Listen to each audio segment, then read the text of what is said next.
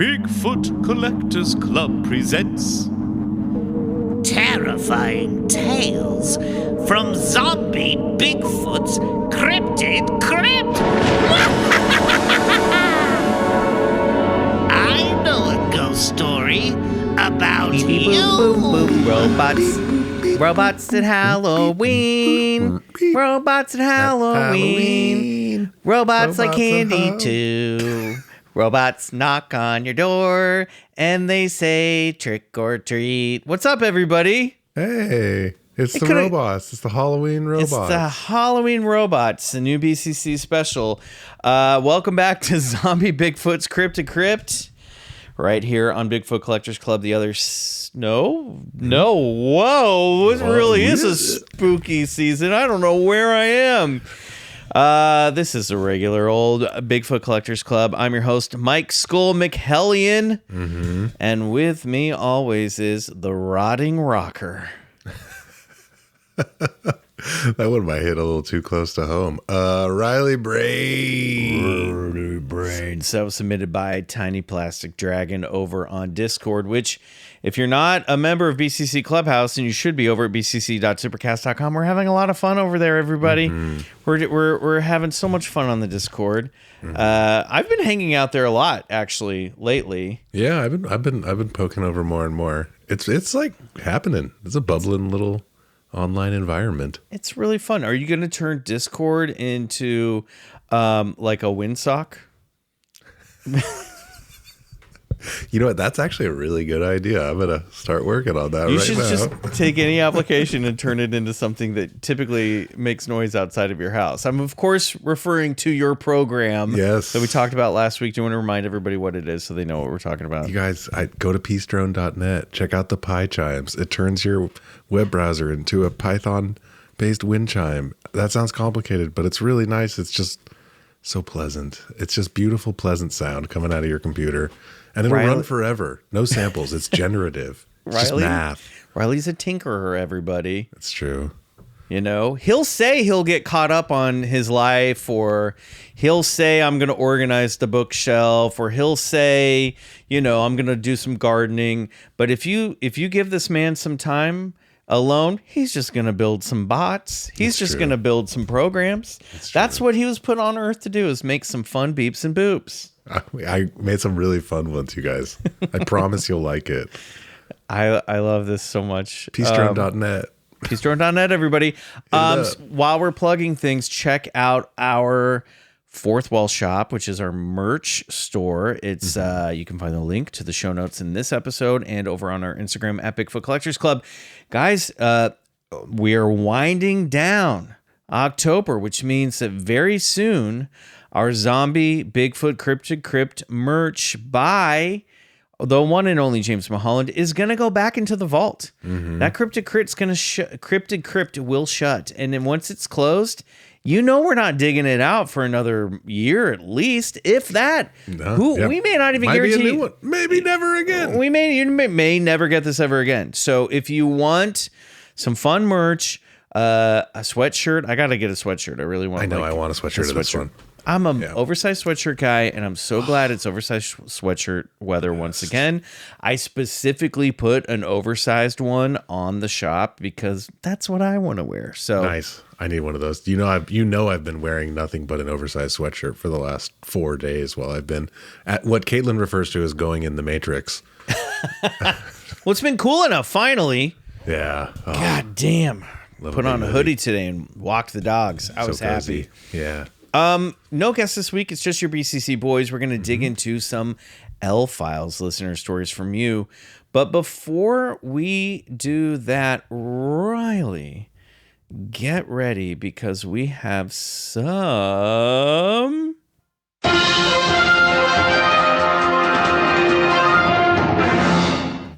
BCC booze. Well, I don't know if you heard this story. I gotta say, I dug into a corner of the internet that I don't usually poke around to find some spooky news for this week. Careful with that. And I came up with, woman literally sells her soul for a collection of Labubu dolls.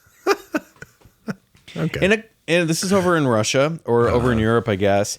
In a controversial social experiment, a young Russian woman signed away her soul for 100,000 rubles, which roughly comes out to $1,180, which she used to buy a Labubu doll collection and a concert ticket.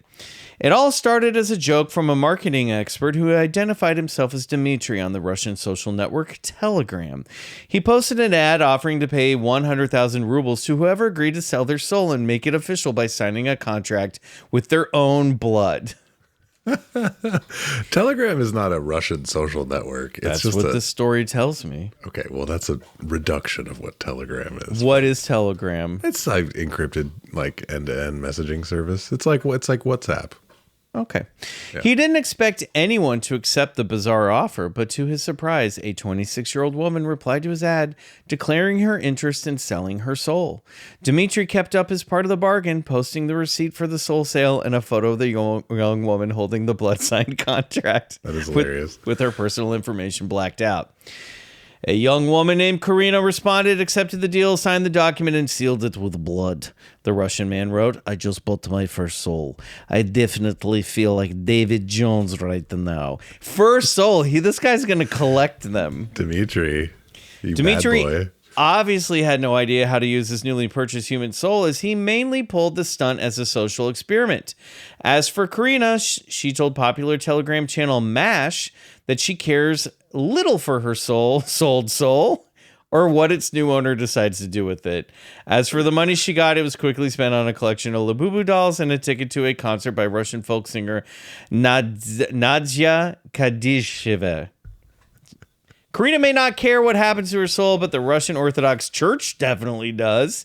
After news of the soul sale went viral, the church responded through its official channels, stating that the young woman truly sold her soul and therefore chose evil, and predicting moral and personal decline, illness, suffering, and even death for her. Jesus Christ, guys. As someone who hangs out with a fair amount of Russians, this is a Russian-ass story.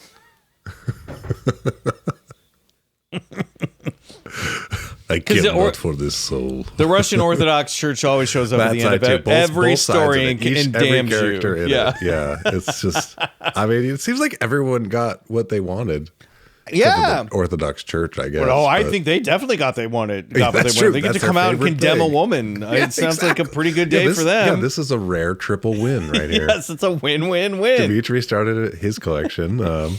And this folk Karina singer started her collection. Yeah, folk singer sold a concert ticket. It's a quad win right here. We should be selling souls all day long. The soul economy is going to prop us back up, guys. This is what we need.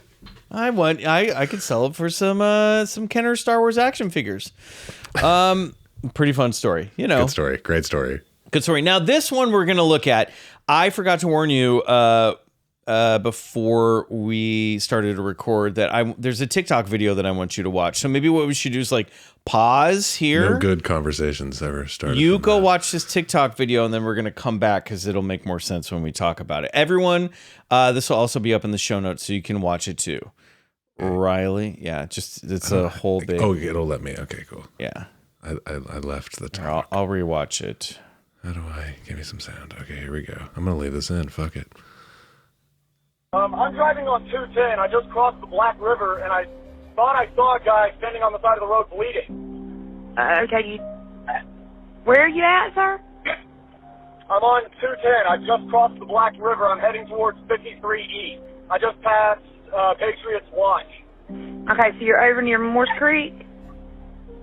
Yes. Okay. And did you saw a man standing on the side of the road? What the? What was that, sir? That's not human! That's not human! Sir, are you okay, sir? There's something in the bed of my truck! Okay, what's in the road? No, it's not in the road. It's in my truck. In the bed. There's something in the bed of your truck? Yes, ma'am. I just turned on my bed lights for my truck, and there's something in my bed.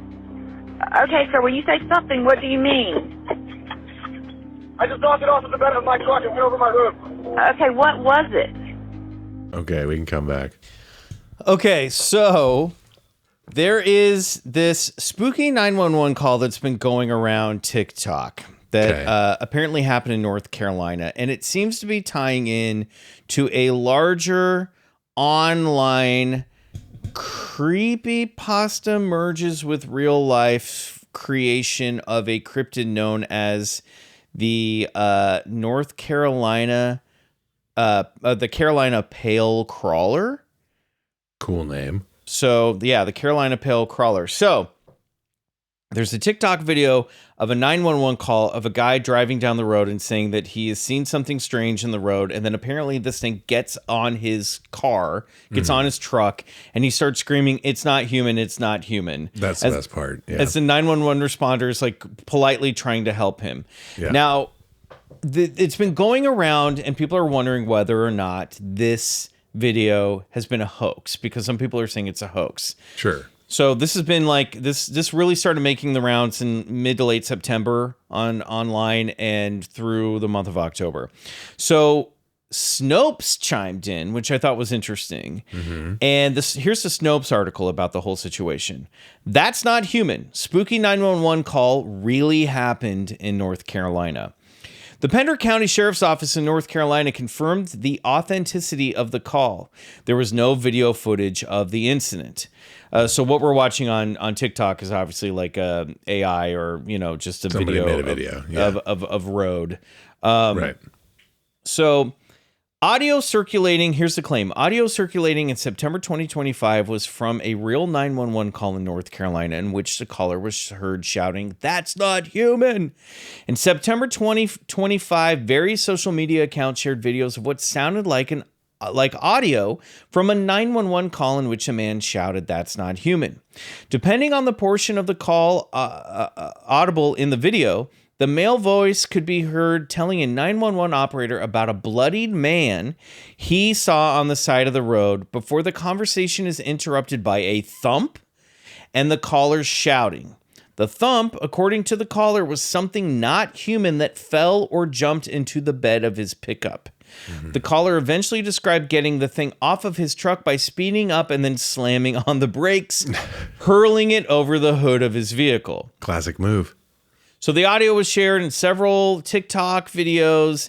It's been collectively viewed millions of times. The call audio was shared to other social media platforms, Facebook, Instagram, YouTube.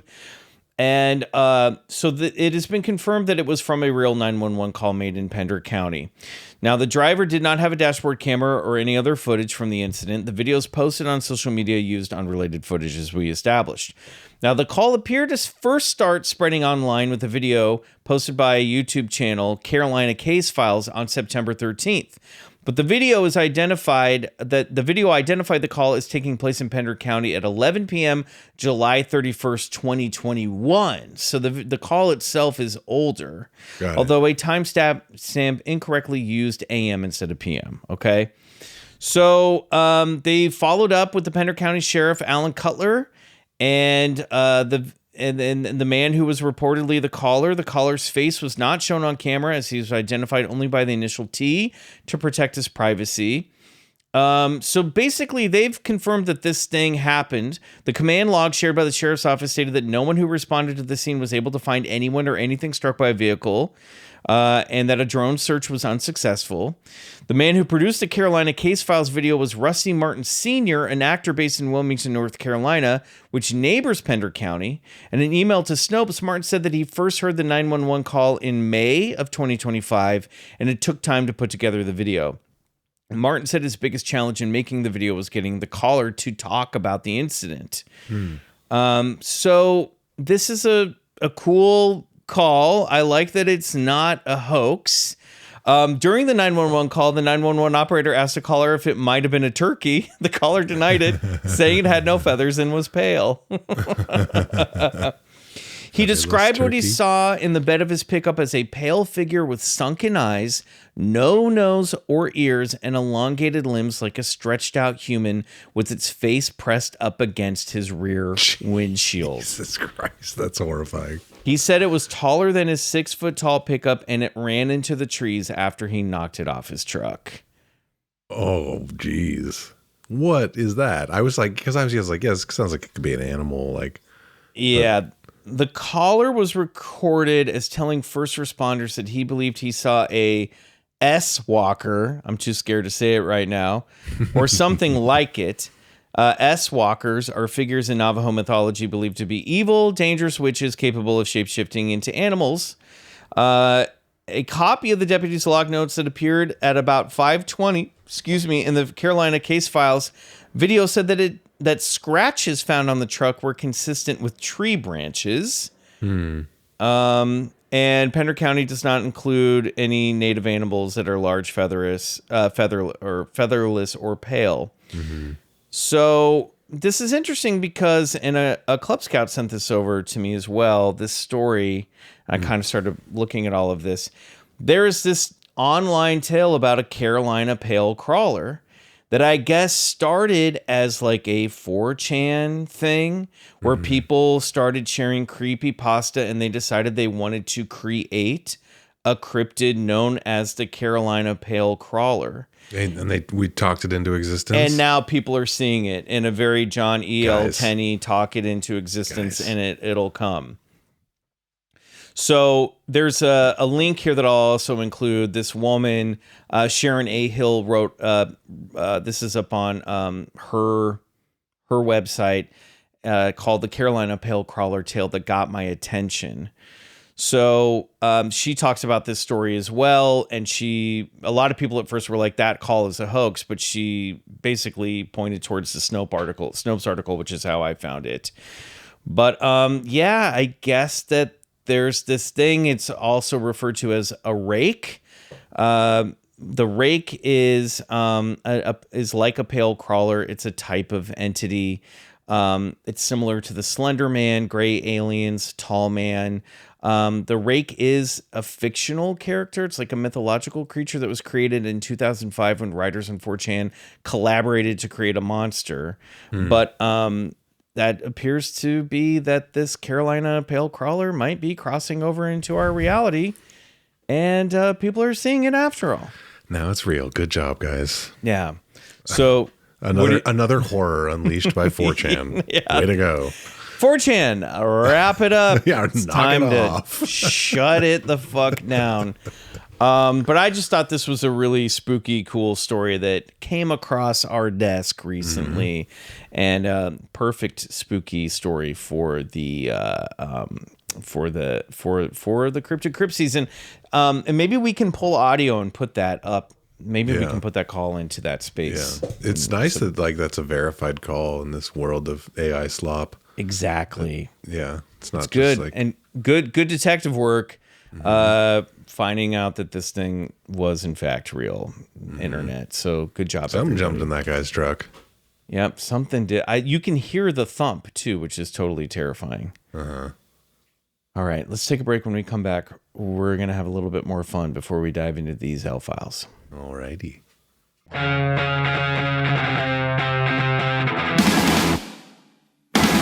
Okay, Riley, did you check the back of your car during the break? Just make sure there wasn't anything in there. I did. He was lovely though, so he's just gonna stay for a while. Turns out that rake actually raked the leaves for you. Yeah, he did, and you know what? It needed to be done. So it's that kind of initiative where I'm like, you know what? All right. I thought it would be fun since it's just you and me before we dive into these stories, and as we wind down October, that I put together a little segment of spooky places in the world that we might want to visit in a segment that I'm calling Big Scary Vacation. Ooh. So here's a short list of some of the spookiest places on Earth. I'm just going to be pulling these. Love it. We're doing a little web crawling right now, okay? Let's hit that World Wide Web, my guy. So one of the first places I found was a place called the Hill of Crosses in Lithuania. This is terrifying. If you look at pictures of this thing, I mean, this is like someone art directed a Batman movie on meth. That is a perfect description of this image. So just outside the northern city of, help me here, Swalia. You're on your own there. Yeah. Thousands of metal and wooden crosses placed for nearly 2 centuries have found a home on the growing mounds of religious fervor. I'm reading from National Geographic. Dangling rosaries chime in the blowing wind. You need to do a dangling rosary. Oh, yeah. Virtual cross rosary. Hey. Yeah. You need to make some like spooky sounding stuff. Provide a rolling soundtrack for icons of saints and photographs of revered local patriots. Despite many attempts to destroy it, this unusual pilgrimage site endures as a powerful testament to devotion. Legends and fables color the history of the Hill of Crosses.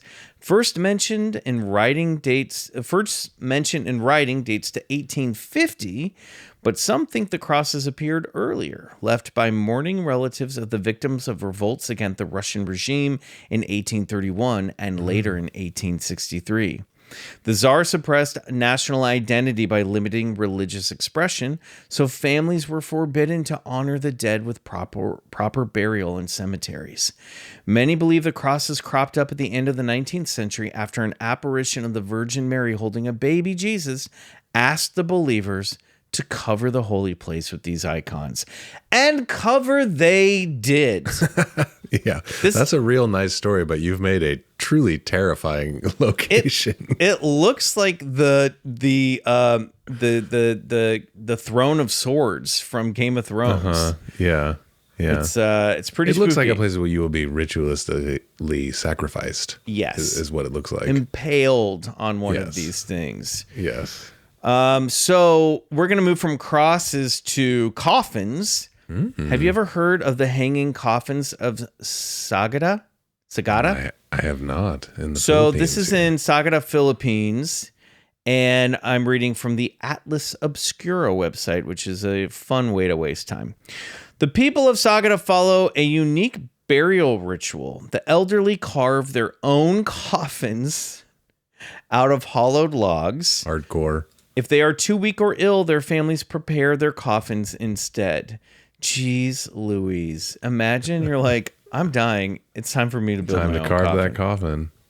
The dead are placed inside their coffins, sometimes breaking their bones in the process of fitting them in.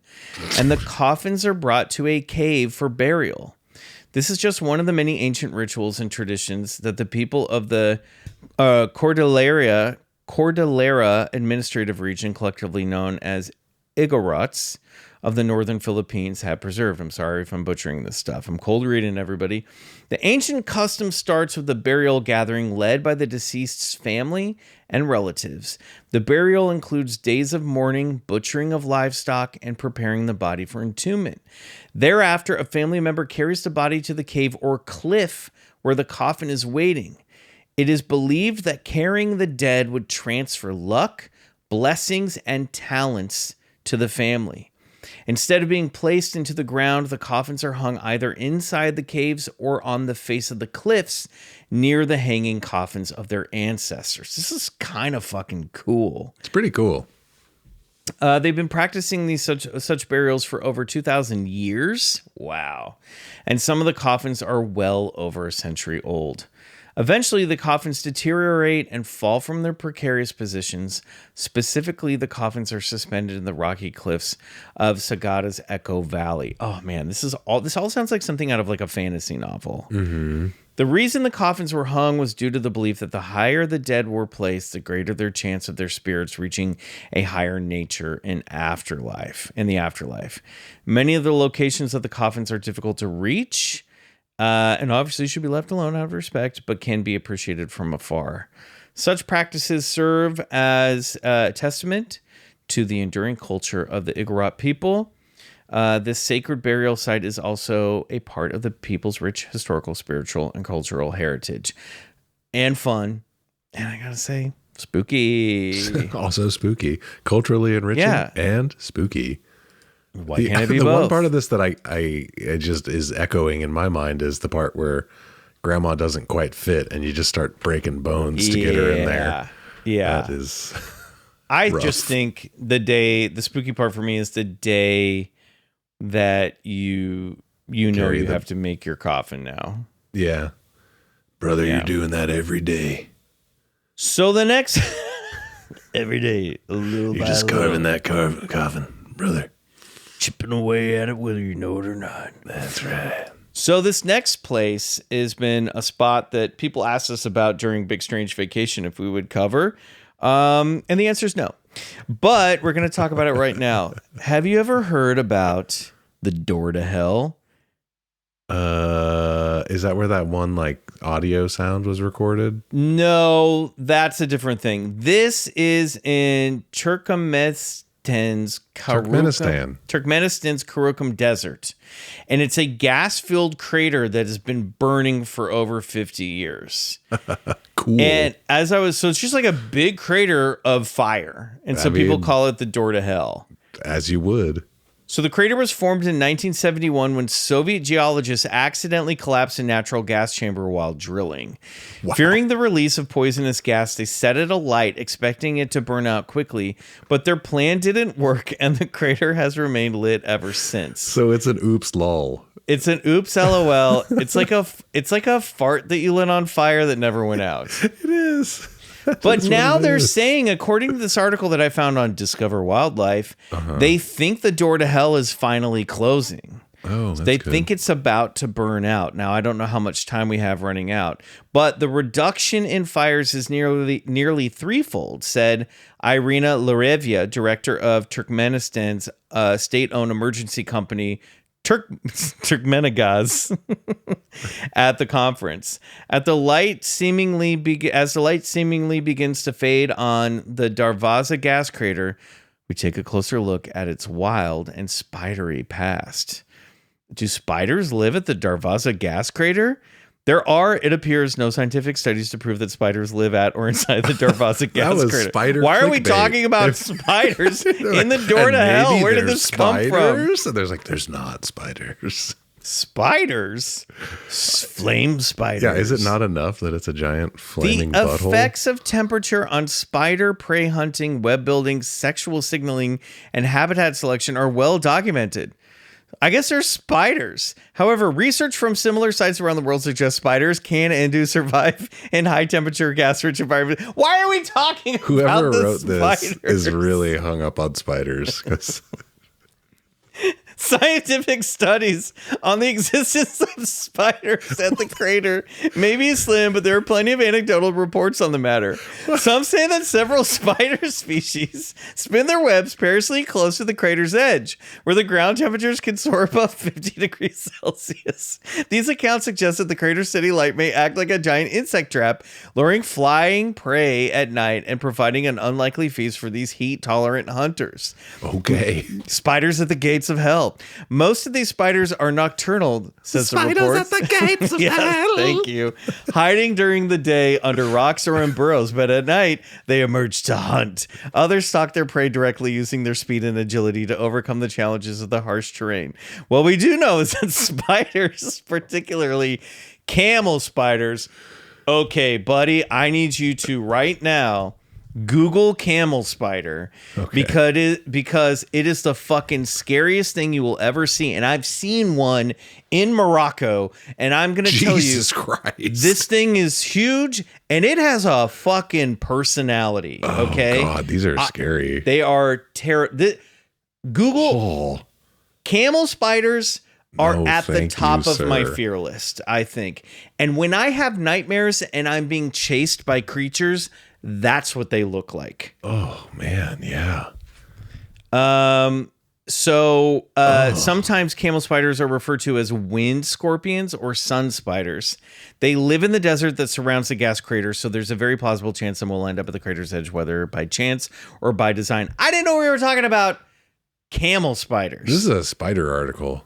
This is all about spiders. It's from here on out. The rest of the article is about If spiders. you guys want to learn about fire and then there are spiders, some very beautiful photos of the crater. yeah. but it's really just the spiders. It's really mostly come for the craters, stay for the Stay for the spiders. spiders. Do you want to do one more? Do you want want to do three Do you more? want to know if spiders fling themselves into the crater? Well, let's go from spiders to snakes. Perfect. Have you heard about Snake Island? It's in Brazil. Was this in Planet Earth or something? Probably. I haven't One seen of those. There's like a really great, like it's a lizard getting away from all the snakes. It's like a cinematic masterpiece. Someone knows what I'm talking about.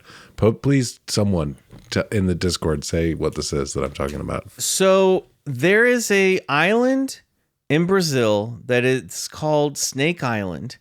And according to this article from AZ Animals, I'm going on a real zoological kick. I like it. Snake Island is simply littered with snakes, and they're not just small constrictors. The island is infested with a venomous cousin of the fer-de-lance, the deadliest snake in the Americas.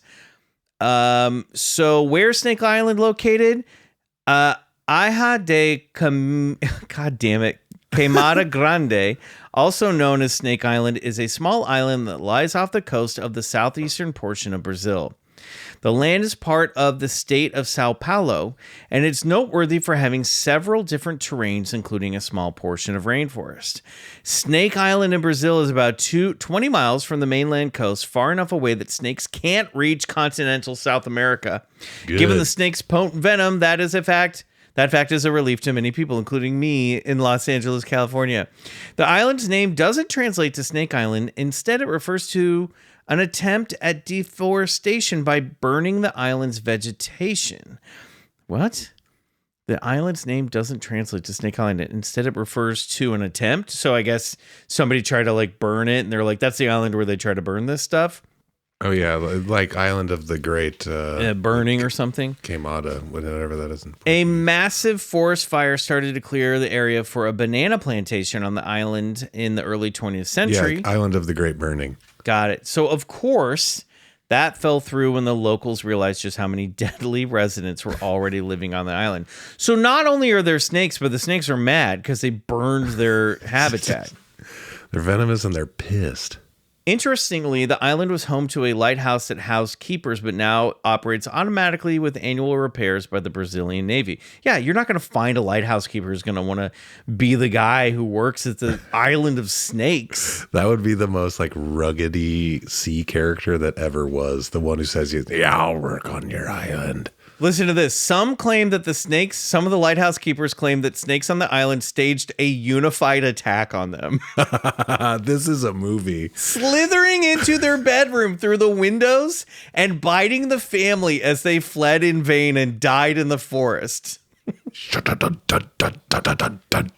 The article says it's probably not true, though, but I definitely believe it is. Yeah. So... The big baddie here is the golden lancehead viper. It's a relative to the fer-de-lance. The snake is very noteworthy because it exists only on Snake Island. There is no other place on Earth you can find this animal. The prevailing theory is that this species became trapped on the island after the last ice age ended over 11,000 years ago. Rising seawater immersed the land connecting Snake Island to the mainland. The golden lancehead is very distinct. The snake has a light yellow and light brown color, especially on its underside. Also, this snake shares the same unique head shape as the fer-de-lance, a long head with a point at the nose that resembles a lance's blade. The snake is highly dangerous. So, how many golden lance heads live on Snake Island, you may ask? Let's find out. Oh, just between 2,400 and 2,090. At least that's how many snakes are on the island. But let's see. Oh, no. Sorry. In the past, estimates claim that as many as 400,000 snakes or more lived on the island. But that might be an gross overestimation. I don't care. It's too many snakes for me. That's all. I'll say that. And they're eating I'm birds. curious how it has so many Google reviews. Oh yeah, what did the Google review say about Snake Island? Because it says you can't go there, but there's 3,297 reviews. You know that people are going to want to go.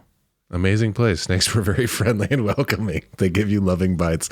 I love the internet. Oh, they're being fun. Jeez Louise. I don't know. I'll also, never they don't go let here. you take the snakes home anymore.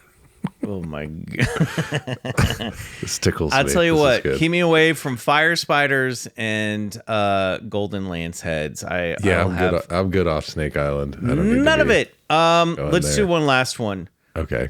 We've talked about this on the show before, but the reviews reminded me of it. It's the Clown Motel in Tonopah, Nevada. So the Clown Motel is literally a, here we go. It's known as America's Scariest Motel. I'm reading from Tonopah's website. The Clown Motel in Tonopah is a must-see for fans of the strange, spooky, and downright unforgettable. This one-of-a-side roadside attraction is home to a massive collection of over 5,000 clown figurines, paintings, and memorabilia from around the world, lining the lobby and rooms with colorful, eerie charm. But it's not just the clowns that give this motel its haunted reputation. Located next to the historic Old Tonopah Cemetery, the Clown Motel is rumored to be a hotbed of paranormal activity, with guests and ghost hunters alike reporting unexplained voices, footsteps, and flickering lights. Mm-hmm. I do enjoy some of the reviews on TripAdvisor. Let me read you one. Great. This is a 1-star review that I found. It's entitled, "This is not a safe place," but they wrote "safe as save." This is from Marjoa R. "Do not stay in this motel. They have a sign with the name of a secure parking lot, and we got robbed from the car at nighttime. The owners did not care. They told us that it never happened and ignored us. The room smells as well. Super dirty place to stay as well." That's from August 2025. Wow. And then Jamie N gives it a 1-star review saying, "Filthy, overpriced, and deeply disappointing. We traveled all the way from the UK to stay at the so-called iconic Clown Motel and were utterly disgusted. The Exorcist room was filthy. I mean, Carpets hadn't been vacuumed, and an old coffee pot was sitting in the machine. Beds were covered in stains and clearly hadn't been washed. The pillows smelled of someone else's sweat. Ugh. Oh, too descriptive. Thick dust everywhere, and the fridge freezer was revolting. For almost $100 a night, this is unacceptable. We were so appalled we dropped the key in the box after just 1 hour without informing the management and drove 3 hours back to Las Vegas. Oh my God. To make matters worse, the no refund policy seems designed to trap guests. We couldn't face arguing only to get a predictable no free refunds response. Mm-hmm. Damn, y'all. If you value cleanliness, comfort, or basic hospitality, do not stay here. Wow. And there's another one. 1-star. Dirty, rundown, scary in all the wrong ways. Guys, owners of the Clown oh my God. So much stinky rooms in a stinky town. Oh boy. Wow. I like this one. This is the worst motel in history. I don't know the owners of this place. I'm just reading reviews. That's right. But it follows. The bed smelled like gunk, no working showers or toilets, haunted rooms, clowns watching you sleep. I was with my mom and dad, and we wanted to visit haunted place. And when we walked to our room, it smelled horrible and looked horrible. There was stabbed marks in the bed. What? Windows shattered. This is the worst motel ever. Please shut this down. This is not safe for anyone. Wow, this has really gone to ruin. This is wild. Gnarly. It still has 3.5 out of 5 stars on TripAdvisor. Well, you know, people love a clown. Do they? I don't know. I don't think so. This is true. This is probably the scariest one yet, I gotta say. That is terrifying. Okay, when we come back, we're going to dive into some spooky elf files. Ooh.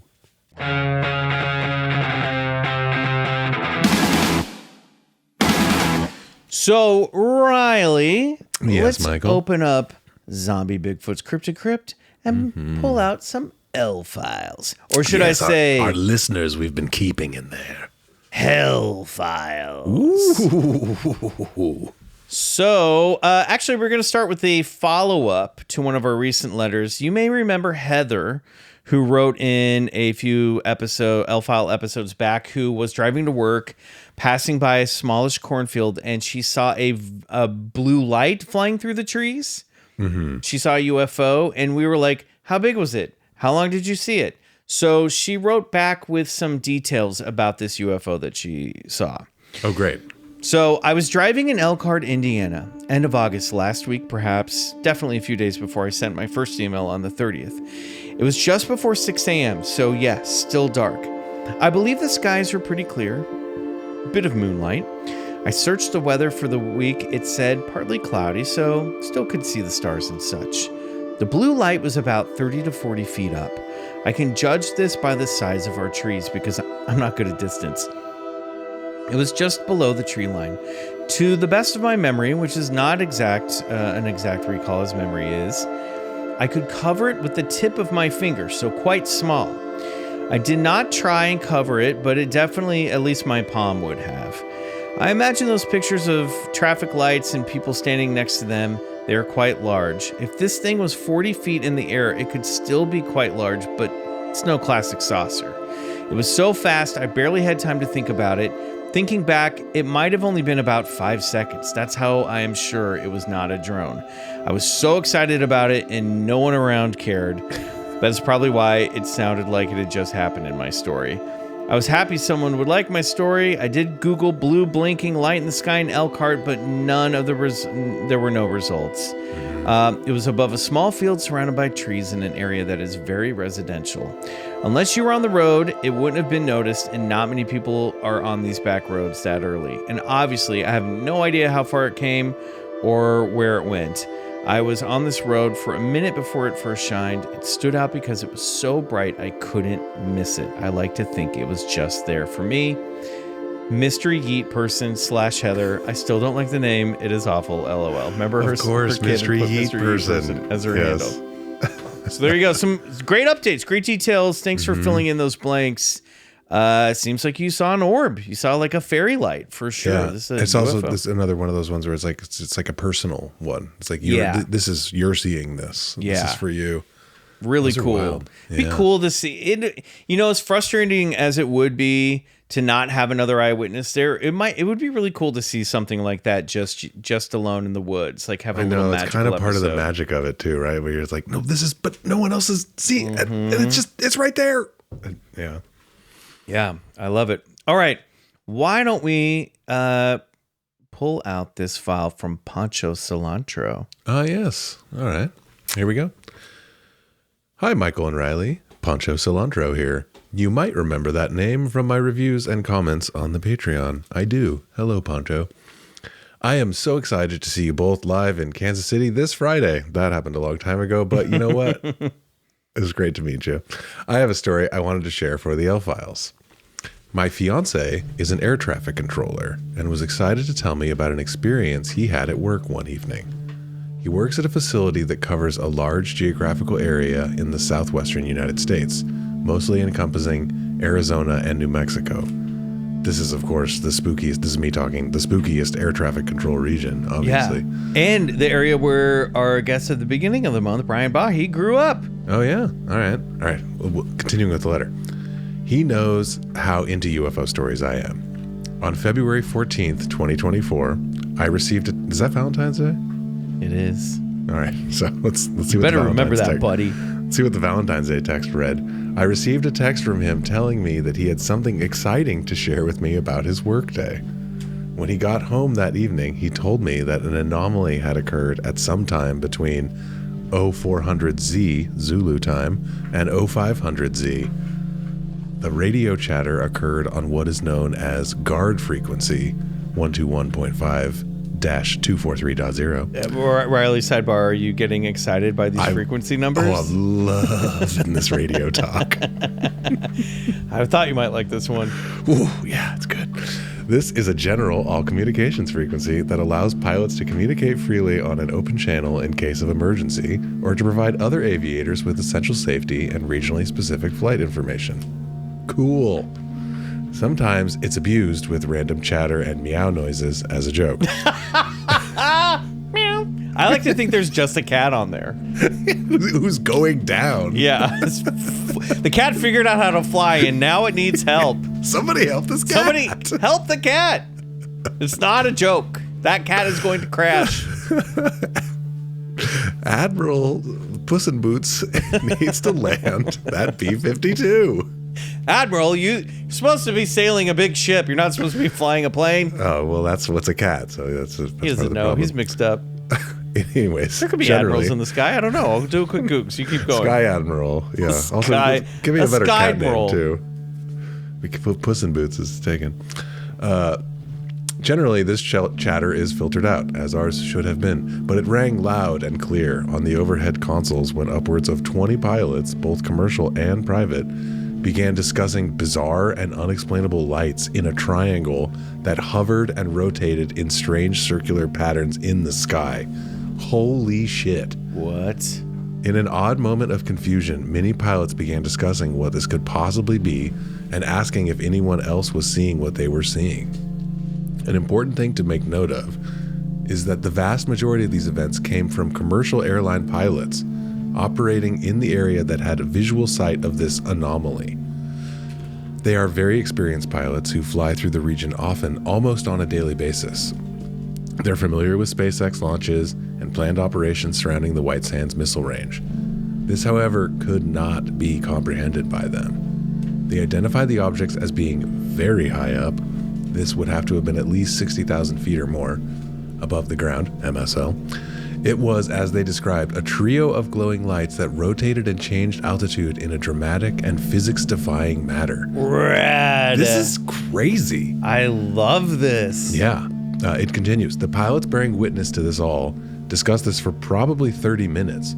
It was the most active he had seen the guard frequency in his entire career. Whoa. They made the estimate that the lights were geographically over the city of Albuquerque. Nothing ever showed up on radar. That part is crazy. That's crazy. No reports other than what may be recorded on archive ever surfaced, and no pilots ever discussed it further. It disappeared. Vague reports by military pilots had occurred earlier in the month of floating orbs that they had to maneuver around, and those reports were published. Can't wait to see you both in a few days. Tiff, Poncho Cilantro. Now, listen. Whoa. I got a little additional here that I left out. I've got a little bit of a follow-up from Tiff. Yeah. If you'd like to hear the audio of this event, you can go to liveatc.net and try to find a guard frequency near Farmington, New Mexico between 0400Z and 0500Z on 2/14/2024. So if Riley, someone finds that, please put it in the Discord. Yeah. They added, my fiance wants to mention that the radios are really hard to hear and it might take quite a bit of listening and fine tuning to hear exactly what's going on. Maybe Riley's sound skills will be able to help us out if you feel like it's a worthy endeavor, smiley face Riley. So I don't know, maybe a fun project to have while you're tinkering around. If somebody in the digs bot up that shop. file, I'll run it through some filters. Man, my nose is so itchy. I'm sorry if you're watching this on YouTube and I keep scratching my nose. No, it's okay. My I allergies. have an airband radio receiver because of course I do. Also, are pilots who become admirals allowed to fly? Yes, admirals can fly, even though few do. So there you go. Well, he's U.S. a very Navy admirals unique cat. So can still fly. Yeah, it is. It's the oldest living admiral in the Navy there you go. and the longest plane crash in history. Okay, here we go. Should we break? Let's break. We'll come right back. All right, I'll be right back.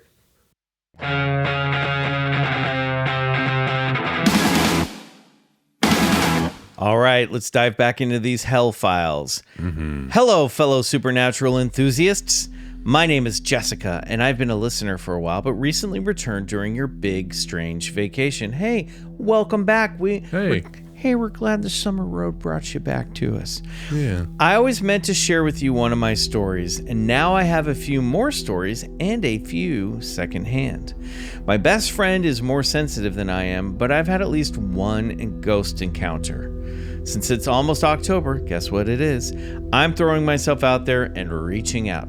Nice. At the time of this encounter, my mom and I lived in a duplex and in the same neighborhood as my childhood best friend, Crystal. She returns in another story. Listen, if you have a friend named Crystal, you got more than one story about her. I was home alone and our next door neighbor was at work. It was a sunny day and I had gone outside to swap our laundry out. It was in a little add-on outside the house. We have a fenced-in backyard with the only opening several feet behind the laundry room at our carport. As I was pulling the wet clothes into the dryer, I was bent over as if someone leaned over to me. They whispered a very clear, "Hello." Oh, excuse me. "Hello." It wasn't breathy. They have notes. But clear as a bell inside my ear. I whipped around expecting to see Crystal having snuck up on me, but she was nowhere on the property or even at home, which was just a few blocks away. I did not answer the greeting, but very perplexed about the whisper because no one was home. At the time, I was slightly on the skeptic side with ghosts and other life forms or spirits. It's been several years since this encounter and haven't heard or seen a ghost since. I am, however, more open to the possibilities than I was before. Though I haven't seen a ghost or heard one, I've had some strange dreams. I know there's some people who think dreams bring us to other worlds or parallel universes, so I hope I can get your thoughts on these. To bring you up to date, it's been at least 3 years since my childhood best friend Crystal has passed away. Oh no, we're so sorry. At least once a year since her passing, I have dreams with Crystal. They were not otherworldly dreamscapes with superpowers or whimsical like most of my other dreams. These dreams were always at night, and we're just sitting in a dark landscape, and we're just chatting with each other. My first dream of her was in a dark cornfield, and I had to find her, and lead her out of the cornfields away from the maze. The others have not been as vivid as the first one has. Now, on her third year of being gone, I've began feeling a sudden pull towards her books about introduction of crystals. So crystals into crystals. She gave me these books a few months before she passed. I've currently bought a few crystals, and after listening to your meeting with Zachariah the Witch and Ansley, I've been feeling the same pull to reach out to her. I don't know if this might be her reaching out from the other side or me just missing my friend. Well, I'm sorry if this turned out to be a longer letter than I wanted. I will have to share another L-File experience if it happens this October, as my friend and I got some ghost equipment and we're planning on finding ghost experiences nearby. Nice. Thank you for all you do. I look forward to your October specials. Thank you for your time. Well, thank you, Jessica. A couple things. I mean, you said you didn't hear a ghost. Maybe you did. Sounds like you did. Yeah, that little hello. I mean, we've heard stories like that before. Mary Holland, episode 3 or 4 had a very similar story where she heard a voice right in her ear when she was back at our alma mater, Interlochen Arts Academy. I don't know. Who knows what that is? We can't really tell. There's not a lot there to hang on. What do you think about that? That dream is very beautiful and cinematic and kind of mythological, like the leading her through the maze. And it's very, in a way, there's a sweetness to it. Yes. This sort of connection. Yes. And like this sense of guiding and helping and, this, yeah. I don't know. That whole thing with the connecting with people who have passed on when you're in dream states, really, there's something there.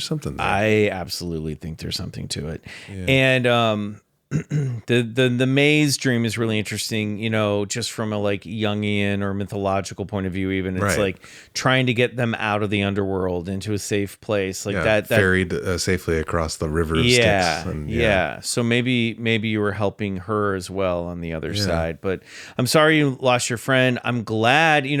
I've had experiences like this with people in my life who've passed on, and Albie comes to me so often in my dreams. It's crazy.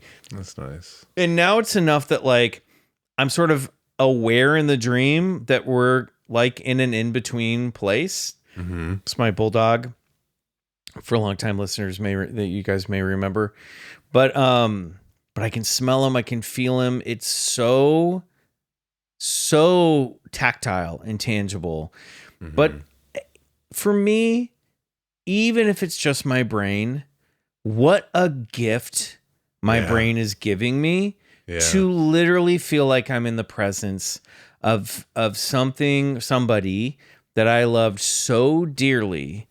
And I feel like I get to hang out with, and I know that there's people listening to the show that are like, no, you're literally hanging out with this spirit. He's coming to meet you. And I'd like to think that. Yeah. But at a certain point, it's like, what's the difference? Yeah, you know what I mean? Yeah. What's the difference? It's the same sensory experience. So who's to say? Yeah. Man, sleeping and dreaming. What a wonderful part of life. We should do more of this. It's good. It's good. Do we have time for one more? It's not too long. Do you want to read it? Yeah, let's do one more. Okay. Why not? Yeah, All right. we're here. Here we go. It's Halloween. Come on, everybody. This letter is from Danielle G. And she says, "Hey, BCC boys, I have a story to tell you of an almost 8-month-long ghostly encounter. Ooh. I will try to make this as succinct as possible, but a lot of weird shit happened, so here we go. Love it. Bring it on. In August 2023, myself, my husband, and our 2 young daughters moved in with my husband's granny while our home was undergoing extensive renovations. Pause. This is already a Blumhouse, like James Wan straight horror up movie. ready to go off the Start it. shelf. We can turn this into a treatment. We can shoot this thing. Let's go. Yeah. Coincidentally, I just started listening to your podcast. Also, a great layer in the script. I'm loving this. We're love selling this today. Because then our characters come and try to help them. Exactly, get rid of the ghosts. Yeah, you got to work in the franchise. Okay, sorry. Focus on your letter. I just started listening to your podcast. I've since caught up on every episode and became a member of The Other Side. Nice. Wow. Notice that they said they didn't catch up on all those episodes because if you're on Supercast, up until recently, you couldn't play all of them. But now you can because they fixed all of it. Single-handedly fixed the backlog. You can play them all. Okay, go on. Sorry. Artisanally crafted feed. Continuing. My husband, myself, and our oldest daughter slept in the basement while our youngest daughter, who was 10 months old when we moved in, slept upstairs in the office. The office has also, this is a horror movie. The office has a bit of a history. It was previously the bedroom of my husband's uncle, who tragically passed away at 18 in a car accident. What are we even doing here, people? About a decade ago, my husband's grandfather died of a heart attack in the very same room. Okay, we're done. My husband was actually with him when he died. Wow. Wow. So we've been living in the house for about 3 weeks when I wake up one night from the sound of loud stomping coming from above us in the direction of our baby's room. I grab the baby monitor to see what the hell is going on, and for the next 10 minutes, I lie there witnessing something my brain still cannot explain. Our baby was sitting up in her crib, waving and saying hi to the darkness. In front of the crib, a big, bright white orb zoomed past back and forth so fast it left light trails. Whoa! I watched as the temperature in the room rapidly dropped. What? I'm getting goosebumps, dude. Eventually, the orb went away, our baby lay back down to go to sleep, and the temperature in the room quickly rose. I didn't sleep for the rest of the night. I'm not gonna sleep tonight. The next day, I told his granny what happened, and she very casually replied, "Oh, that was just Bob," my husband's grandfather. This was just the first of almost daily encounters with the strange while living in this house. The visits to our baby's room continued, the temperature dipping dramatically each time. That part is really crazy. Yeah. It was only ever myself and our baby who saw any of this. So my husband didn't believe me, but his granny did. Also, that is exactly what would be in the movie. Yep. One night, I woke up to the sound of someone walking around the bedroom and opening and closing the cupboard doors in the laundry room that was right next to us. My husband was fast asleep beside me, and I could see no one in the room. I was terrified. My husband slept through it. Another night, I was asleep with my feet hanging. Yeah, husbands, am I right? Another night, I was asleep with my feet hanging out from the covers. Oh, God. Don't do that. When I felt someone wrap their hand around my ankle and tug. I did my best not to scream. Why, I ask you? I would have screamed immediately. Scrunched into the fetal position and moved as close to my husband as I possibly could. I haven't slept with my feet poking out since. Every day, I would feel someone playing with my hair at the back of my head. I was alone in the kitchen one night doing the dishes and felt it again. Fed up with the constant annoyance, I said loudly to the room, "Stop it!" After that day, it never happened again. I saw a lazy boy recliner lift off the ground by itself, really buried the lead there, would hear doors open and shut while I was home alone. Heard someone at the basement bar making a drink, only to walk in and find no one there. Stuff like this happened all the time. We moved out after 8 months. That's crazy. And I haven't had an encounter since. Was it his grandfather or his uncle or both? And why did it only target me and the baby? Or was it you, BCC boys, Don't who blame brought us. this on when I started listening to your podcast? Nothing to do with this. Maybe. This wasn't my first encounter with the paranormal, but it was the most notable. I know this is crazy long, and if you don't read it on air, I completely understand, but I do hope you guys at least read it so you can share in the strange with me. Lots of love, Danielle G. That is like... It's an A+ hellfire. Yeah. Yes. They should use this to teach high strangeness in universities. I mean, this is... I mean, I just want to get into this house. You know, I'm bummed that you don't live there anymore, Danielle, because I would be like, we're going and we're going to spend a couple nights there. Now, you know what also really strikes me with this is that living in that for 8 months, it turns from like the scariest thing in the world to like annoyance. Yes. Where she's like, will you knock it off? Yeah. Yeah. Of course. I mean, you would be fed up at a certain point. Yeah. The hands around the ankles and the tug. This is why I never stick my feet out from under the covers. I never do it because I'm always worried something. I sleep barefoot. I don't want anyone grabbing my fucking feet. That is terrifying. I definitely think there's more than one thing active here. I think the making the drink, maybe the bright white orb zooming around, entertaining the baby, that could be grandpa. By the way, I was just getting so into the story. I'm so sorry for your husband's loss. Yeah. And this tragic story of his uncle. So maybe I think it's probably both. I think uncle and granddad, and I even feel like there's more there. I feel like it's not just those two. I think this house. No, it feels like that's the twist, right? Yeah. In the movie is that you think it's the uncle and the grandpa, but it's just, it's something else that's impersonating them or somehow. And maybe it has something to do with that room. Yeah. So Granny, she's obviously had experiences there. So she's seen stuff. I don't know. I would say why you? I don't have that answer, but your husband didn't sound open to it at all. So you clearly are open to this stuff. You're the available frequency. Yeah. You're listening to the podcast. There's some people in the mediumship business who might say listening to the podcast was sending a signal to the other side that you're open. So maybe we did have a hand in this. And babies are babies. Babies are open to all this stuff. They're neutral. Yeah. So yeah, I just think you lived in a haunted fucking house. And sounds like it. Wow, we need to get some paranormal investigators in here to check this place out. Yeah.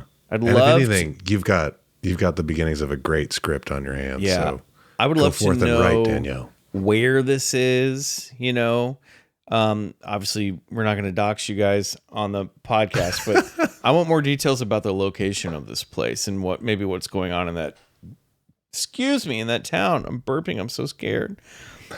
Great letter, Danielle. Yeah. What a story. And let us know, you said you've had other paranormal encounters.